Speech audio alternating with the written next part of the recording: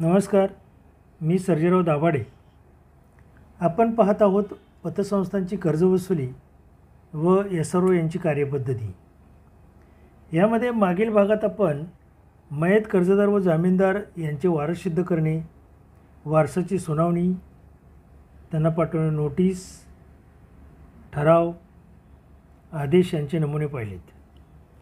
या भागात आपण सामोपचार योजना म्हणजेच एकरकमी परतफेड योजना म्हणजेच वन टाईम सेटलमेंट OTS यामध्ये आपण शासनाचे दिनांक 3 सप्टेंबर 2021चे परिपत्रक, अर्जदाराने करावयाचा अर्जाचा मसुदा व संचालक मंडळाने मंजूर केलेला म्हणजे सामोपचार परतफेड योजनेअंतर्गत सवलत देण्याबाबतचा मंजुरी पत्राचा मसुदा यामध्ये आपण पाहणार आहोत. मित्रो, सध्याचा कोरोनाचा काळ सर्वांसाठीच खूप कठीण असा काळ आहे. काहींची नोकरी गेली, काहींचा धंदा बंद झाला, कर्जदारांची अवस्था बिकट आहे. काही कर्जदार खरोखरच अडचणीत आहेत, तर काही जाणून बुजून कोरोनाचा बहाणा करून कर्ज भरण्याची टाळाटाळ करीत आहेत. ही बाब जरी खरी असली तरी सहकारी पतसंस्था या देखील अडचणीत आलेल्या आहेत. काही संस्थांची तर अत्यंत दयनीय अवस्था आहे. ठेवी ठेवणारे ठेवीदार कमी झालेत आणि ठेवी परत मागण्याचे प्रमाण वाढले आहे. कर्मचारी यांचे पगार, प्रशासकीय खर्च, इतर अनेक प्रकारचे खर्च भागवणे संस्थांना देखील अशक्य झालेले आहे. अशा या परिस्थितीत सामोपचार योजना ही एक संजीवनी ठरू शकते. शासनाने या योजनेला 31 मार्च 2022 पर्यंत मुदतवाढ दिलेली आहे. या योजनेचा सखोल अभ्यास करून ही योजना राबवल्यास संस्थांना त्याचा चांगला फायदा मिळू शकतो व अडचणीतून थोडीफार सुटका होऊ शकते. नागरी सहकारी पतसंस्थांना लागू करण्यात आलेल्या सामोपचार परतफेड योजनेस मुदतवाढ देण्याबाबतचे परिपत्रक जे आहे शासन निर्णय CCR म्हणजे 3 सप्टेंबर 2021 हे परिपत्रक आहे. सहकार आयुक्त व निबंधक सहकारी संस्था पुणे यांनी अर्ज केला होता. त्यास 3 सप्टेंबर रोजी मंजुरी देण्यात आलेली आहे. त्याची प्रस्तावना अशी आहे बघा. राज्यातील नागरी सहकारी पतसंस्थांना वसूल न झालेल्या थकीत कर्जाची तरतूद करावी लागत असल्याने पतसंस्थांच्या अनुत्पादनमत्तेत म्हणजे NPA वाढ होत आहे. त्यामुळे पतसंस्थांना मोठ्या प्रमाणात तरतुदी कराव्या लागत आहेत. त्यामुळे पतसंस्थांच्या स्वनिधीवर परिणाम होत आहे. त्यामुळे ठेवीदारांमध्ये असुरक्षिततेची भावना निर्माण होत आहे. त्याचा परिणाम नागरी सहकारी पतसंस्थांच्या ठेवी कमी होण्यामध्ये व काही ठिकाणी मोठ्या प्रमाणात ठेवी काढण्यात येत असल्याने काही पतसंस्था अडचणीत आल्या आहेत. पतसंस्थांच्या कर्ज वसुलीमध्ये भरीव कामगिरी दिसून येत नाही. पतसंस्थांचे ताळेबंद स्वच्छ करण्याच्या उद्देशाने सहकार आयुक्त व निबंधक सहकारी संस्था महाराष्ट्र राज्य पुणे यांच्या शिफारशीवरून शासनाने या योजनेस 31 मार्च 2022 पर्यंत मुदतवाढ दिलेली आहे. शासन निर्णय हा जो 27/9/2007चं जे परिपत्रक आहे त्याला दरवर्षी ही अशी मुदतवाढ देण्यात आलेली आहे. अन्वये सहकारी पतसंस्थांनी राबवण्यात आलेली सामोपचार परतफेड योजनेस 31/3/22 पर्यंत ही मुदतवाढ देण्यात आलेली आहे. ही जी मुदतवाढ दिलेली आहे त्या काही अटीसह मुदतवाढ ही देण्यात आलेली आहे. त्यामध्ये पहिली अट अशी आहे की अनुत्पादक कर्ज धरण्याच्या कर्ज NPA ठरवण्याचा कट ऑफ डेट कालावधी दिनांक 31 मार्च 2019 निश्चित करण्यात आलेला आहे. म्हणजे 31 मार्च 2019 पूर्वी जी डाऊटफुल जी कर्ज आहेत, डाऊटफुल 1, 2, 3 जे डाऊटफुल आहेत ते 1 पासून स्टार्ट होते की ती डाऊटफुलमध्ये गेलेलं 31 मार्च 2019चं हे कर्ज असलं पाहिजे. ज्या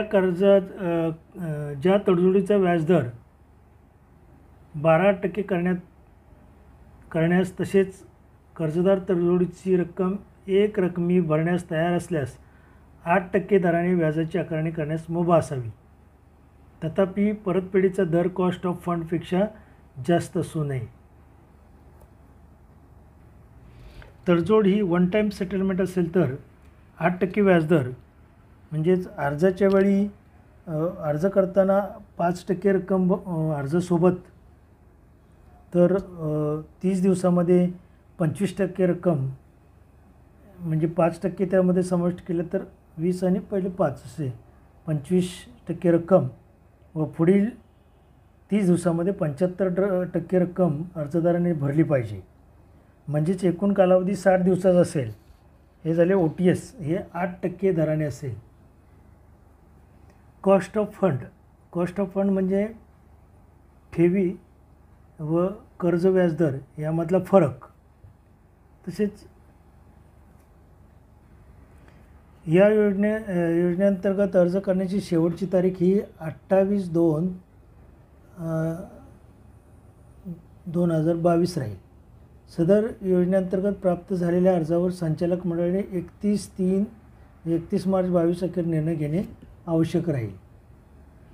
समोपचार परतफेड योजना म्हणजे तडजोड ही थकबाकी कर्ज खात्यातील एकूण कर्जबाकी व्याजसुद्धा रक्कम कर्जदाराने कर्ज खाते पूर्णपणे चुकते करण्याकरता देऊ केलेली ऑफर ही कर्ज मंजुरी पत्रामध्ये नमूद केलेल्या अटी लक्षात घेऊन कर्जदाराशी तडजोड करून भरून घेऊन सदरील कर्ज खाते बंद करू शकते.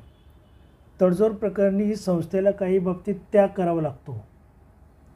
खालील गोष्टीमध्ये संस्था आता कुठल्या तडजोडीने प्रकरण बंद करू शकते, तर काही गोष्टीमध्ये पहिलं आहे की तारण असलेल्या मालमत्तेची बाजारी किंमत कर्ज खात्यातील बाकी रकमेपेक्षा कमी झाल्यास, अशी बाजारी किंमत ही कर्ज खात्यावरील बाकी रकमेपेक्षा कमी झाल्यास कर्जदार जामीनदाराकडून कर्ज वसुली होऊ शकत नसल्यास परतफेड योजना राबवता येईल. वसुली प्रकरण कुठल्या याच्या बाबतीत राबवता येणार नाही या संदर्भात आहे ते.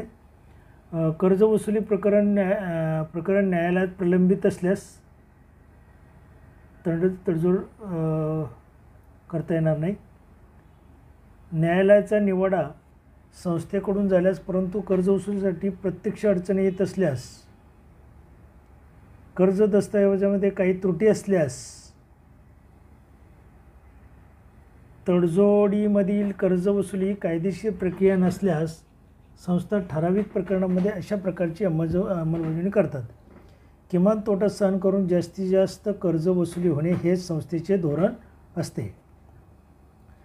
नेमकी किती रक्कम घेऊन कर्ज खाते बंद करून घ्यायचे हे वाटाघाटीने ठरवावे लागते. आता एकरकमी परतफेड योजना आहे वन टाईम सेटलमेंट, यामध्ये या योजनेची वैशिष्ट्ये काय आहेत, तर याची वैशिष्ट्यामध्ये सदर योजना ही महाराष्ट्रातील सर्व नागरी सहकारी पतसंस्थांना लागू करता येईल. 2 मध्ये सदर योजना ही महाराष्ट्र सहकार कायदा व नियम व राज्याच्या सहकार विभागातर्फे या संदर्भात वेळोवेळी प्रसिद्ध करण्यात आलेली परिपत्रके यांच्या अधीन राहून तयार करण्यात आलेले आहेत. सदर योजना ही आदर्श योजना म्हणजे मॉडेल स्कीम असली तरी या योजनेत बदल करण्याचा अधिकार नागरी सहकारी पतसंस्थांना असणार नाही. ही जरी मॉडेल स्कीम असली तरी या योजनेत बदल करण्याचा अधिकार नागरी सहकारी पतसंस्थांना असणार नाही. मात्र ही योजना स्वीकारायची अथवा नाही याबाबत निर्णय घेण्याचे संपूर्ण स्वातंत्र्य या पतसंस्थांच्या संचालक मंडळास राहील. म्हणजे बदल करण्याचा अधिकार नाही, मात्र ही स्वीकारायची का नाही स्वीकारायची याचे अधिकार संचालक मंडळाला राहतील. सदर योजना स्वीकारल्यानंतर ती सर्व कर्जदारांना कोणताही भेदभाव न करता समान पद्धतीने लागू करण्याचे बंधन पतसंस्थांवर राहील. म्हणजे एकाला एक दर, दुसऱ्याला दुसरा व्याजाचा दर किंवा भेदभाव असं काही करता येणार नाही. या योजनेअंतर्गत कोणत्याही क्षणी एनी पॉईंट ऑफ टाईम संबंधित अनुत्पादक कर्ज खात्याच्या संशयित 1 म्हणजे डाऊटफुल 1 पर्यंतच्या लेजर बॅलन्स व त्यावरील व्याजात सूट दिली जाणार नसल्याने या योजनेअंतर्गत तडजोड केलेल्या खात्यांना महाराष्ट्र सहकार नियम 1961चे नियम 49 अंतर्गत नमूद केलेली निर्लेखनाची प्रक्रिया लागू होणार नाही. पुढचं आहे, या योजनेअंतर्गत तडजोड केलेल्या खात्या संबंधातील सर्व माहिती पुढील वार्षिक सर्वसाधारण सभेस विषयपत्रिकेवरील स्वतंत्र विषयाद्वारे देण्याचे बंधन पतसंस्थांवर राहील. ज्या काही सेटलमेंट होतील याची संपूर्ण माहिती पुढील वार्षिक सर्वसाधारण सभेस विषयपत्रिकेवरील स्वतंत्र विषयाद्वारे देण्याचे बंधन पतसंस्थांवर राहील. त्यामध्ये काय दिलं पाहिजे तर त्यामध्ये तडजोड झालेली एकंदर खाती किती आहेत, त्याची एकंदर मंजूर रक्कम किती आहे, संबंधित खात्यावर आजपर्यंत आकारलेले एकूण व्याज किती आहे, आजपर्यंतचे थकीत व्याज किती आहे, आजपर्यंत वसूल झालेली रक्कम किती आहे, पतसंस्थेने दिलेली सूट एकूण किती आहे, सूट दिलेल्या व्याजाचे एकूण वसूल झालेल्या व थकीत अशा एकत्रित व्याजाचे असलेले प्रमाण इत्यादी माहिती वार्षिक सर्वसाधारण सभेस देणे आवश्यक आहे. पुढे 7, या योजनेअंतर्गत आजी संचालक व त्यांचे नातेवाईकांना दिलेल्या कर्जांना सवलत देता येणार नाही. आजी संचालक, आत्ता जे संचालक मंडळ आहे चालू, त्या संचालक मंडळांना किंवा त्यांचे नातेवाईकांना या योजनेअंतर्गत सवलत देता येणार नाही. परंतु माजी संचालक व त्यांचे नातेवाईकांना दिलेल्या कर्जांना निबंधकाच्या पूर्व परवानगीने सवलत देता येईल. पुढचं वैशिष्ट्य आहे, या योजनेअंतर्गत कोणत्याही परिस्थितीत लेजर बॅलन्समध्ये सूट देता येणार नसल्याने एने व्याजात दिलेल्या सुटीकरता तरतूद करण्याची आवश्यकता असणार नाही. त्याचबरोबर पतसंस्थांच्या सोयीसाठी तडजोडीचा फॉर्म्युला उदाहरणासहित पुढे दिलेला आहे, नमुना दिलेला आहे पुढे. आता याच्यामध्ये पात्रता, हे पात्रता कशी आहे बघा, याच्यामध्ये एक आहे, या योजनेत आउट ऑफ डेट म्हणजे दिनांक 31/3/19 ही कट ऑफ डेट असेल. म्हणजेच दिनांक अंतिम डेट असेल, आउट ऑफ डेट, मुदत संपेल. 30/3/19 अखेर जी कर्ज खाती अनुत्पादक कर्जाच्या संशयित डाऊटफुल अथवा त्या पुढील वर्गवारीत समाविष्ट केले असतील अशा सर्व कर्जांना ही योजना लागू होईल. काय पात्रता आहे त्याच्यामध्ये 31/3/19 पर्यंतचे जे डाऊटफुल आहेत 1, 2, 3 काय वर्गवारीमध्ये येते ते त्याच्यासाठी ही योजना लागू राहील. ही योजना खालील कर्जांना लागू होणार नाही. कुठल्या कर्जांना लागू होणार नाही? संचालक व त्यांच्या नातेवाईकांनी घेतलेली कर्जे, याला ती योजना लागू होणार नाही. माजी संचालक व त्यांच्या नातेवाईकांना निबंधकाच्या पूर्वपरवानगीने सवलत देता येईल आहे. फसवणूक व गैरव्यवहार करून घेतलेली कर्जे, जाणीवपूर्वक थकवलेली कर्जे यांना ही सवलत देता येणार नाही. मंजूर कर्जाचा विनियोग, पुढील काय, मंजूर कर्जाचा विनियोग कर्ज ज्या कारणासाठी मंजूर केले असेल त्या कारणाव्यतिरिक्त इतर कारणाकरता वापर जर केला असेल कर्जाचा, डायव्हर्सिफिकेशन ऑफ फंड्स, तर त्याच्यासाठी योजना लागू असणार नाही. तसेच पतसंस्था व संबंधितांमध्ये न्यायालयासमोर तडजोड झालेली कन्सेंट डिक्री व नंतर थकीत झालेली कर्ज प्रकरणे, तसेच ज्या संस्थांनी त्याच्या कमाल कर्ज मर्यादेपेक्षा अधिक कर्ज मंजूर केलेले आहे अशी कर्ज खाती यांना देखील ही योजना लागू असणार नाही. संस्थेच्या कर्मचाऱ्यांना दिलेली कर्ज असतील त्यांना देखील ही योजना लागू असणार नाही. सोने तारण कर्ज, ठेव तारण कर्ज, NSC, KVP, इंदिरा विकास पत्र अशा प्रकारच्या कर्जांना ही योजना लागू असणार नाही. आता पुढे सवलत घेतल्यानंतर कर्जदार व त्यांच्या जामीनदारावर येणारी बंधने. कुठली बंधने येतील तर संबंधित कर्जदार यांना पुढील 6 वर्षापर्यंत संबंधित संस्थेकडून कोणत्याही प्रकारची कर्ज सवलत घेता येणार नाही. मध्ये संबंधित कर्जदार हे पुढील 6 वर्ष संबंधित पतसंस्थेतील कोणत्याही कर्जास सवलतीस जामीन राहू शकणार नाहीत. या योजनेअंतर्गत खालील बाबीमध्ये सूट देता येईल. कुठे सूट देता येईल? वसूल न झालेली खालील खर्च कुठला आहे? वसुली खर्च, याच्यामध्ये सवलत देता येईल. दंडव्याजात सवलत देता येईल. पोस्टेज व प्रत्यक्ष व्याजाव्यतिरिक्त लावलेला इतर सर्व प्रकारचा खर्च, याच्यामध्ये देखील सूट देता येईल. पुढे या योजनेअंतर्गत खालील बाबीमध्ये सूट देता येणार नाही. कुठल्या बाबीमध्ये तर मध्ये संशयित डाऊटफुल कर्जाच्या वर्गवारीत या तारखेस सदर कर्जाचा समावेश झाला असेल त्या तारखेस असलेली येणे रक्कम म्हणजेच लेजर बॅलन्स व त्या दिवसापर्यंतचे येणे व्याज अशी एकूण रक्कम आणि जाहिरातीवर झालेला खर्च याच्यामध्ये सूट देता येणार नाही. अर्ज करायची पद्धत तर कसं आहे, सदर योजना ही 31/3/22 अखेरपर्यंत चालू राहणार असल्याने या योजनेअंतर्गत दाखल करावयाच्या अर्जाची शेवटची तारीख म्हणजे अर्ज कधीपर्यंत करू शकतात अर्जदार तर 28/2/2022 ही अंतिम डेट असेल अर्ज करायची आणि ही शेवटची तारीख असेल. याच्यामध्ये अर्जदाराने अर्जासोबत काय केलं पाहिजे, अटी काय बघा पुढे. अर्जदाराने अर्जासोबत त्याच्या थकीत कर्ज खात्यावर म्हणजे डाऊटफुल 1 च्या वेळी येणे असलेल्या लेजर बॅलन्स प्लस व्याज जे एकूण रकमेपैकी 5% इतकी रक्कम अर्जासोबत पतसंस्थेत जमा करणे आवश्यक आहे. कधी?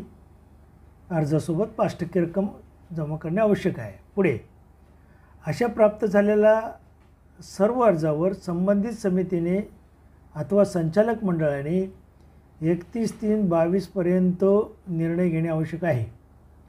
मात्र या योजनेअंतर्गत अर्ज प्राप्त झाल्यानंतर 30 दिवसाच्या आत संबंधितांना निर्णय कळवणे आवश्यक आहे. मॅनेजमेंटनं 30 दिवसाच्या आत अर्जदाराला कळवलं पाहिजे, निर्णय घेऊन कळवलं पाहिजे की मंजूर योजना होते का नाही ते. जर पतसंस्थेने अर्जदाराचा अर्ज नामंजूर केल्यास नामंजुरीच्या कारणासहित 30 दिवसाच्या आत अर्जदारास कळवणे पतसंस्थेवर बंधनकारक राहील.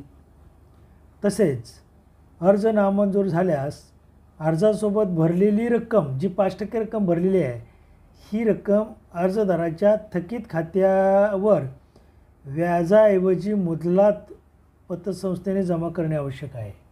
जी व्याजात न घेता ती 5% नामंजूर झाला तर जी 5% रक्कम अर्जासोबत भरलेली आहे ती व्याजात न घेता मुदलात जमा करणं आवश्यक आहे. या योजनेची व्याप्ती ही योजना सर्व प्रकारच्या कर्जांना व सवलतींना लागू असेल. सर्व प्रकारच्या कर्जांना व सवलतींना लागू होईल. मध्ये कोणत्याही कायद्यांतर्गत कारवाई चालू असणाऱ्या व निकाली कर्जांना सुद्धा ही योजना लागू होईल. जेथे अर्जदारास एकापेक्षा जास्त सवलती असतील व एखादे खाते अनुत्पादक झाले म्हणून इतर सर्व खाती संशयित म्हणजे डाऊटफुल झाली असतील तर या योजनेअंतर्गत मिळणारी सवलत ही त्या समूह सवलतीपैकी जे खाते प्रत्यक्षात संशयित म्हणजे डाऊटफुल असेल त्या खात्यास ही सवलत मिळेल. पुढचा तडजोडीचा फॉर्म्युला. ज्या दिवशी संबंधित कर्ज हे संशयित म्हणजे डाऊटफुल आले या कर्जाच्या प्रथम वर्गवारीत डाऊटफुल 1मध्ये वर्गीकृत केले असेल त्या दिवशीचा लेजर बॅलन्स व येणे व्याज अशी एकत्रित रक्कम व मुद्दल रकमेवर पतसंस्थेने सरळ व्याज पद्धतीने व्याजाची आकारणी करावी. व्याजाचा दर ठरवताना सदर दर हा 12% प्रमाण राहील. मात्र पतसंस्थेने ठरवलेला व्याजाचा दर हा सर्वांना समान असेल. ब मध्ये उपरोक्त व्याज दरानुसार तडजोडीची रक्कम ठरविताना अर्जदाराच्या खात्यावर डाऊटफुल वनच्या तारखेनंतर भरलेल्या रकमेचीही त्यास सर्वात शेवटी वजावट देण्यात यावी. मात्र कोणत्याही परिस्थितीत डाऊटफुल वनच्या दिवशी व्याजसहित येणे असलेल्या रकमेपैकी कमी रक्कम घेऊन पतसंस्थेत खाते बंद करता येणार नाही. क मध्ये अशा प्रकारे येणाऱ्या तडजोड रकमेच्या 25% रक्कम अर्जदाराने पतसंस्थेत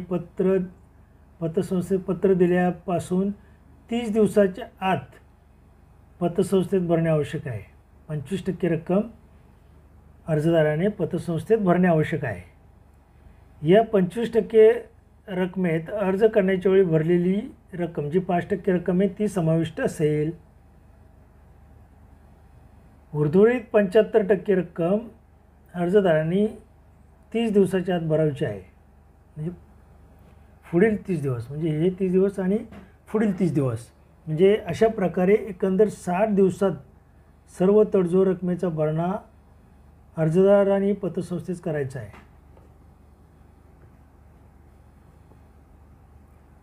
जर उर्वरित 75% रकमेचा भरणा करण्यास 60 दिवसापेक्षा जास्त कालावधी आवश्यक असल्यास, ही जी एकरकमी योजना OTS वन टाईम सेटलमेंट आहे ती 60 दिवसाच्या आत कंप्लीट होणं गरजेचं आहे. 60 दिवस 60 दिवसापेक्षा जास्त तर काय सांगितले, जर उर्वरित 75%, पहिली तर 25% घेतले, उर्वरित 75% रक्कम भरताना 60 दिवसापेक्षा जास्त कालावधी आवश्यक असल्यास, म्हणजे अर्जदाराला 60 दिवसापेक्षा जास्त कालावधी आवश्यक असल्यास अशा जादा कालावधीत अर्जदारास दर 15% दराने मासिक पद्धतीने चक्रवाढ व्याजाने पतसंस्थेत व्याज द्यावे लागेल. म्हणजे वन टाईम सेटलमेंट 8%. पुढील सांगितलं याच्यामध्ये अशा जादा मुदतीच्या कालावधीत 12 महिने असेल, म्हणजे 60 दिवसापेक्षा जास्त आणि 12 महिने जो असेल व त्यानंतर उशिरा भरणा होणाऱ्या रकमेवर अर्जदाराने 2% जादा दंडव्याज द्यावे लागेल. दंडव्याजासहित रक्कम भरण्यासाठी अजून 12 महिन्याचा कालावधी देता येईल. ज्यासून एकूण 24 महिन्याचा कालावधी देता येईल. वन टाईम सेटलमेंट 8%ने 60 दिवसामध्ये, 60 दिवसापेक्षा जास्त 12 महिन्यापर्यंत, 12 महिन्यामध्ये शक्य नसेल तर 24 महिन्यापर्यंत जास्तीत जास्त. वरीलप्रमाणे जास्तीत जास्त 24 महिन्याची तडजोड रकमेचा भरणा न केल्यास अर्जदाराने दिलेली सवलत रद्द करण्याचा अधिकार पतसंस्थेचा राहील व नियमित व्याजासह व सर्व खर्चासह सर्व येणे रक्कम वसूल करण्याचा अधिकार पतसंस्थेत राहील. पतसंस्थांनी पाळावयाची बंधने. या योजनेप्रमाणे पात्रता धारण करणाऱ्या सर्व कर्जदारांना सदर योजना पतसंस्थांनी समानतेने लागू करावयाची असून कर्जदारामध्ये भेदभाव करण्याचा अधिकार पतसंस्थेत असणार नाही.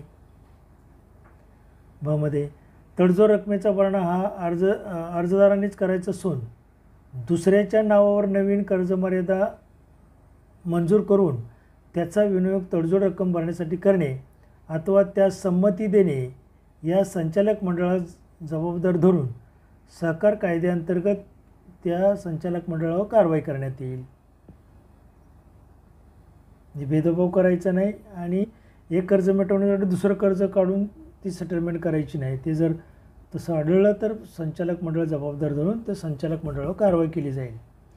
यासाठी पतसंस्थांनी स्वतंत्र उपसमिती स्थापन करायची असून पतसंस्थांचे अध्यक्ष, प्रशासक, 2-3 संचालक, पतसंस्थेवर प्रशासक असल्यास ते अधिकारी व मुख्य कार्यकारी अधिकारी हे या उपसमितीचे सदस्य असतील. आता याच्यामध्ये परतफेड योजनेमध्ये अर्जदाराने करायचा अर्जाचा मसुदा. यामध्ये अर्जदाराने काय प्रति मुख्य कार्यकारी अधिकारी यांच्या नावावर या संस्थेमध्ये अर्ज करायचा आहे. विषय आहे समोपचार परतफेड योजनेअंतर्गत सवलत मिळण्याबाबतचा अर्ज. संदर्भ आहे माझे थकीत कर्ज खाते क्रमांक द्यायचा आणि शाखा कुठल्या शाखेमध्ये ते द्यायचं. महोदय, माझे उपरोक्त संदर्भीय कर्ज खाते थकीत असून पतसंस्थेच्या पुस्तकात अनुत्पादक कर्जाच्या संशयित डाऊटफुल वनमध्ये या वर्गीकृत केलेले कर्ज आहे. सदर कर्ज खात्यावरील येणे रक्कम मला समोपचार परतफेड योजनेअंतर्गत भरायची असून ही योजनेअंतर्गत मी देय असणारी रक्कम मला त्वरित कळवावी. संस्थेला त्यांनी कळवायचं आहे. मी टिंबटिंब शपथपूर्वक सांगतो की समोपचार परतफेड योजनेच्या सर्व अटी व शर्ती मी वाचल्या असून त्या मला मान्य आहेत व मी त्याचे पालन करण्याची हमी देतो. मी केलेल्या या अर्जास माझ्या कर्जात जामीनदार असलेल्या सर्वांची मान्यता आहे. सदर योजनेतील अटीनुसार अर्जासोबत मी माझ्या संबंधित कर्ज खात्यावर म्हणजे D1 संशयितमध्ये असणारे कर्ज खाते रोजी येणे असलेल्या लेजर बॅलन्स प्लस त्या दिवसापर्यंत येणे असणारे व्याज इतक्या येणे रकमेच्या 5% रक्कम किती असेल ते अमाऊंटचा डिमांड ड्राफ्ट किंवा पे ऑर्डरसोबत जोडत आहे किंवा रोख भरणा करत आहे. तरी माझ्या अर्जाचा सहानुभूतीपूर्वक विचार करावा ही विनंती कळावे. कर्ज खाते क्रमांक, शाखेचे नाव आणि ज्याने अर्ज केला आहे त्याचं नाव आणि ती सही. बरोबर आहे. शासन परिपत्रक. आता या मध्ये मंजूर पत्राचा मसुदा त्याने अर्ज केल्यानंतर संचालक मंडळात ते मंजूर आहे का नामंजूर आहे ते कळवावं लागेल. त्याच्यामध्ये विषय अर्जदाराला नाव, पत्ता येईल त्याचा प्रतिमा. विषय समोपचार परतफेड योजनेअंतर्गत सवलत. आता याच्यामध्ये तुम्ही दिलेला जो अर्ज आहे, अर्जदाराने दिलेला अर्ज विनंती अर्ज आहे त्याच्या संदर्भ असेल, आपले थकीत कर्ज खाते क्रमांक काय असेल, शाखा कुठली असेल ते. महोदय महोदया, आपल्या उपरोक्त संदर्भी अर्जानुसार तुम्ही जो अर्ज केला आहे त्याच्यानुसार समोपचार परतफेड समितीने जी समिती गठीत केली त्या समितीने किंवा संचालक मंडळाने दिनांक टिंबटिंब रोजीच्या सभेतील ठराव, जो ठराव क्रमांक असेल तो अनुसार आपणास समोपचार परतफेड योजनेअंतर्गत रुपये टिंबटिंब इतकी तडजोड रक्कम सेटलमेंट अमाऊंट निश्चित केली असून या पोटी आपण अर्जासोबत भरलेली रक्कम जी 5% रक्कम भरलेली ती रक्कम पतसंस्थेत दिनांक टिंबटिंब रोजी प्राप्त झालेली आहे. कधी 5% रक्कम भरली ती प्राप्त झाली, अर्जासोबत प्राप्त झालेली आहे.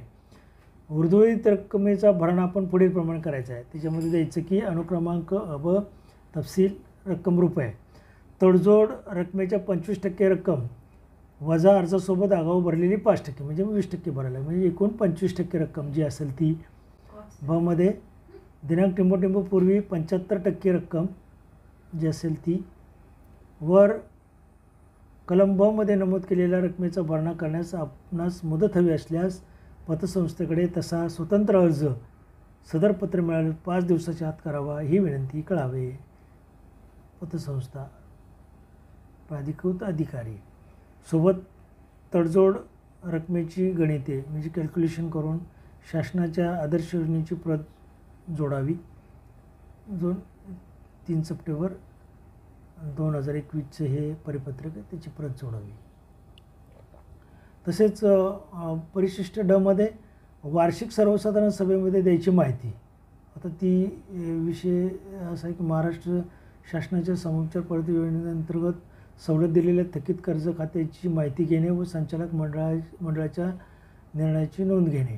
त्याच्यामध्ये तडजोड झालेली एकूण कर्ज खात्याची संख्या, एकूण रक्कम, पतसंस्थेने केलेली तरतूद, संबंधित खात्यावर आजपर्यंत आकारलेले एकूण व्याज, संबंधित खात्यावर आजपर्यंत थकीत व्याज किती झालं ते, आज पावित येणे एकूण रक्कम, आजपर्यंतची एकूण येणे रक्कम, पतसंस्थेने दिलेली येणे व्याजावरील एकूण सूट किती दिली ती, पतसंस्थेचा फायदा, मिळालेले व्याज अधिक उपलब्ध होणारी तरतूद, या योजनेत ती 31/3 अखेर काय वसूल झालेली रक्कम किती वसूल झाली एकूण ती.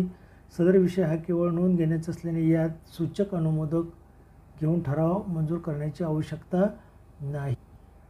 समोपचार परतफेड योजना तडजोड एकर कमी परतफेड योजना वन टाईम सेटलमेंट OTS.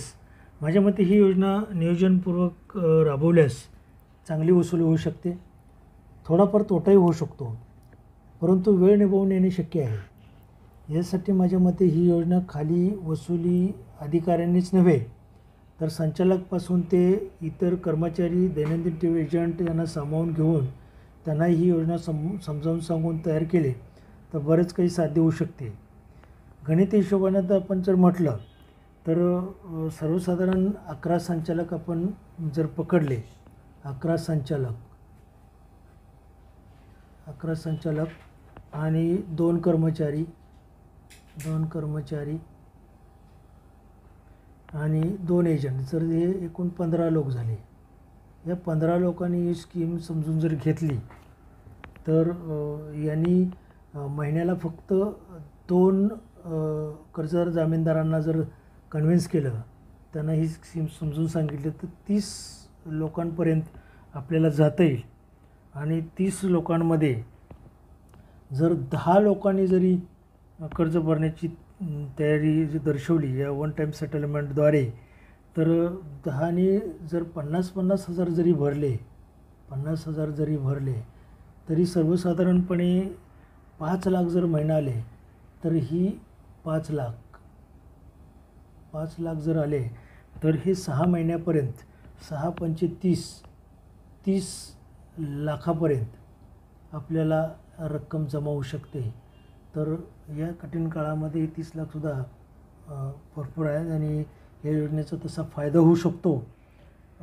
ज्याच्या ब्रँच अनेक आहेत त्याचे संचालक मंडळ तर आहेच, मेने करतील, बाकीचे करतील, पण ब्रँच वाईज जरी 10 जरी लोक असतील, एजंट, कर्मचारी आणि इतर संबंधित असे, तरी 10नी जरी कन्व्हिन्स केले तेवढ्या ब्रँच वाईज कलेक्शन गोळा होऊन बरंचसंच या तडजोडीमध्ये रिकव्हरी होऊ शकते. तर या दृष्टीने जर विचार केला तर भरपूर काही साध्य होऊ शकतं. या ठिकाणी आपण नागरी सहकारी पतसंस्थांना लागू करण्याच्या आलेल्या समोपचार परतफेड योजनेस महत्त्व देण्याबाबतचं जे परिपत्रक आहे ते जसे तसे आपण इथे देतो आहोत. याच्यामध्ये हे बघा, शासनाने हे परिपत्रक आपण या ठिकाणी आपल्या माहितीसाठी ओरिजिनल जे आहे ते आपण इथे देत आहोत. या भागात आपण वन टाईम सेटलमेंट योजना पाहिली. मागील भाग पाहत राहा. व्हिडिओ आवडला तर लाईक करा, शेअर करा, सबस्क्राईब करा. धन्यवाद.